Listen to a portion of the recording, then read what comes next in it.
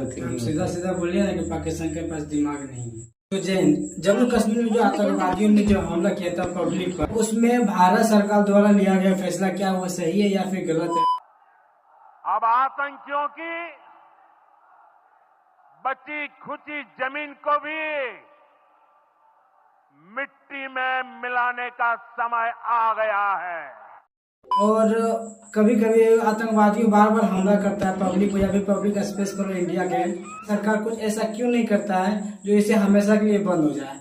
और भारत के पास इतना सपोर्ट भी है तो भी कुछ एक्शन क्यों नहीं कर पा रहा? चलिए आज के इस वीडियो में इसी का डिस्कस करेंगे। तो पहला क्वेश्चन है, पहलगाम में क्या हुआ था? पहलगाम में कुछ आतंकवादियों आए थे जिसमें कि पब्लिक प्लेस पे गए थे एंड जो वहाँ ट्रेवल करने गया था, जो वहाँ पे घूमने गया था, उस नागरिकों को अटैक किया था। एंड उसका सिर्फ मकसद क्या था कि वो हिंदुओं को ही नुकसान पहुंचाए। एंड जैसे कि बात किया जाए, वो सब जिसको भी मारते थे सबसे पहले उसका धर्म पूछते थे कि वो कौन सा धर्म से बिलोंग करते थे। जो हिंदू धर्म से बिलोंग करता था उसको मतलब बहुत बुरी तरह डायरेक्ट शूट कर दिया जाता था। एंड जो हिंदू धर्म से बिलोंग नहीं करता था उसको छोड़ दिया जाता था। उसी में एक महिला आई थी जिसका हस्बैंड को गोली मार दिया। एंड उसका वाइफ का कहना था कि आप मेरे हस्बैंड को मारे हैं तो आप हमको भी मार दीजिए। लेकिन आतंकवादी ने कहा था कि आप जाइए मोदी सरकार के पास और मोदी सरकार के पास ये बात रखिए कि आतंकवादी मेरे पति को मारा था, ऐसा ऐसा मामला को आप मोदी सरकार के पास बताइए। यही पहलगाम में हुआ था। और इसका विशेष कारण यही है कि कोई धर्म को बढ़ावा देने का प्रयास कर रहा था कि आप हिंदू और मुसलमान में उलझे हैं। बस यही पहलगाम का उद्देश्य था। और इतना सिक्योरिटी होने के बावजूद भी पाकिस्तान वाले आर्मी लोग वो इंडिया में घुस क्यों जाता है? इतना सिक्योरिटी होने के बावजूद भी वहाँ रोक तो हो सकता है।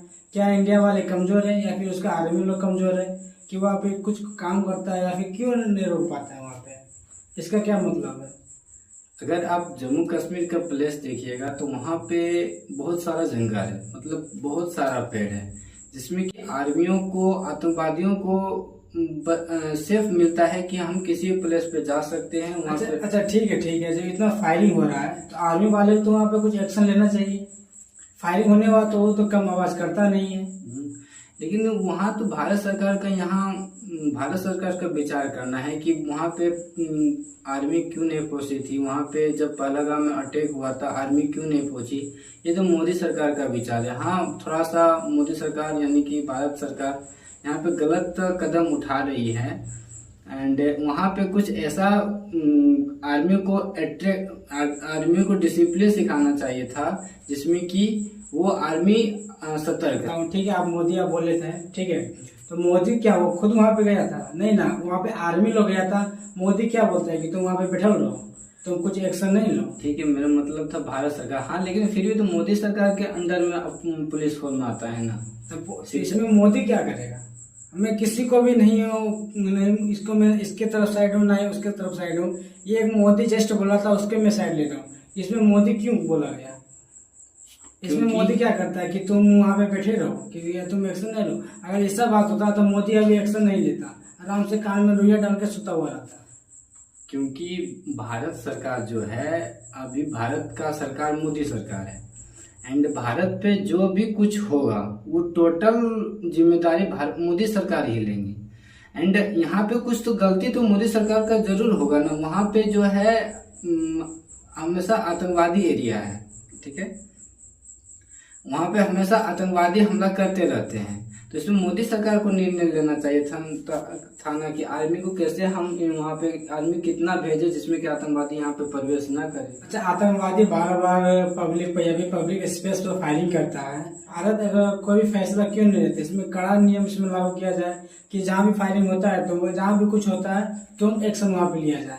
लेकिन हमेशा हर काम सरकार का ऐसा कमजोर होता है। मैं मोदी भी नहीं कर रहा हूँ, कोई भी सरकार था उसका भी हर चीज का फैसला कमजोरी लिया गया था।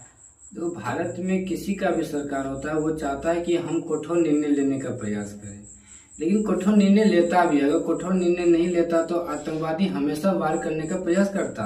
लेकिन इससे पहले अगर आप देखिएगा तो ब्लैक डे हुआ था, जो कि आज से लगभग 2019 में हुआ था, 4 साल पहले।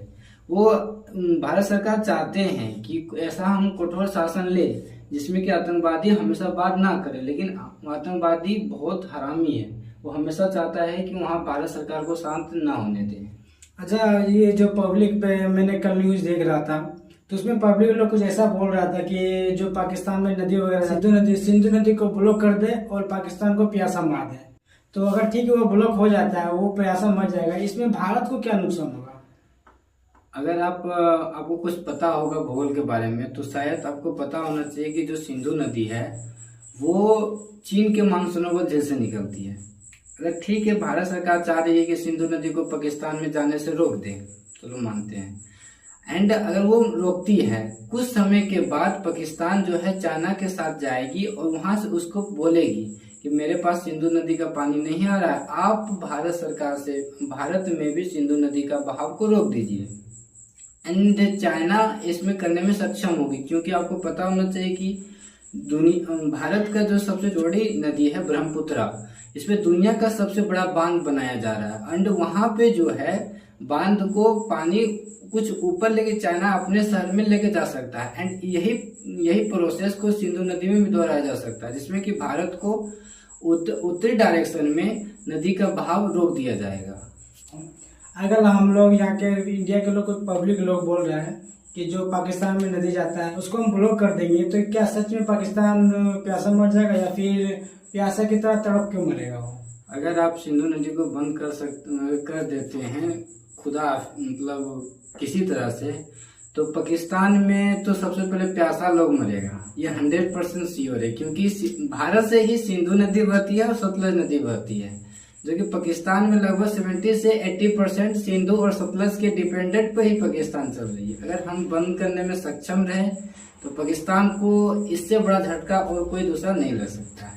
अच्छा, अगर मान के चलिए कि सर आप पूरा भारत का सरकार है, ठीक है, तो आप सरकार है, तो इस अगर आपके समय में ऐसा कुछ काम होता है तो आप उस टाइम क्या एक्शन लेंगे? हम सबसे पहले ऐसा एक्शन लेंगे कि पाकिस्तान दोबारा मत सोचे कि हम भारत पर आक्रमण करेंगे। अच्छा, ऐसा बोल रहे हैं उसमें वार करेंगे, ठीक है, तो उसके साथ तो चाइना भी है। चाइना क्या करेगा? चाइना के ऊपर तो रसिया है, जो भारत का सच्चा मित्र है रसिया। हमेशा रसिया मेरे भारत का सपोर्टिंग में आया, कुछ चाइना का। अच्छा, ठीक है। और पाकिस्तान और भारत जब लड़ाई करेगा तो किसका विनर होगा? उसमें पूछने वाली क्या बात है, हमेशा भारत जीतेगा, क्योंकि पाकिस्तान की इतनी औकात नहीं है कि वो भारत से लड़ सके। तो ऐसा क्यों हो रहा है? तो औकात तो दिख ही नहीं रहा है, आके मार के चल जा रहा है, इंडिया वाला चुप बैठा हुआ। अभी तक आप सुने कि हिंदू लोग पाकिस्तान को कहीं अदर किसी में घुस के मार के चल आया है? मानते हैं, लेकिन पाकिस्तान को इतना पावर है कि वो खुला वार कर सके। वो हमेशा वो शांति एरिया को बात है क्या बात है वो कभी नहीं चाहता है कि हम खुला वार करें। वो जब भी हमला करता है तो वो नुका छिपी के, आतंकवादी इसीलिए तो करते हैं कि वो उसके पास करेजा ही नहीं है। अगर करेजा रहता तो आमने सामने वार करता, बस सिंपल। अच्छा, तो इसमें बोले वार करने के लिए, ठीक है, तो डायरेक्ट इंडिया वाला वार क्यों नहीं करता? क्या इंडिया कमजोर है? तो इंडिया सबको साथ लगता है, क्योंकि विश्व में अगर आप देखिएगा तो भारत विश्व का गुरु है। भारत ये कभी नहीं चाहता कि मेरे बदौलत किसी दूसरे देशों को नुकसान पहुंचे, लेकिन ये पाकिस्तान नहीं सोचता। वो पाकिस्तान का थिंकिंग है, ये भारत का थिंकिंग है, सबका अलग। सीधा सीधा बोलिए ना कि पाकिस्तान के पास दिमाग नहीं है। हाँ, वो घुमा फिरा के क्यों बोल रहे हैं? वो सोचने पर निर्भर है। तो आप लोग से एक सवाल है, तो पहलगाम में जो आतंकवादी ने हमला किया था उसमें क्या निर्णय लिया चाहिए और भारत सरकार को क्या इसमें कौन कौन सा फैसला लेना चाहिए? कमेंट करके जरूर बताइएगा। तो जय हिंद, मिलते हैं किसी नेक्स्ट वीडियो में।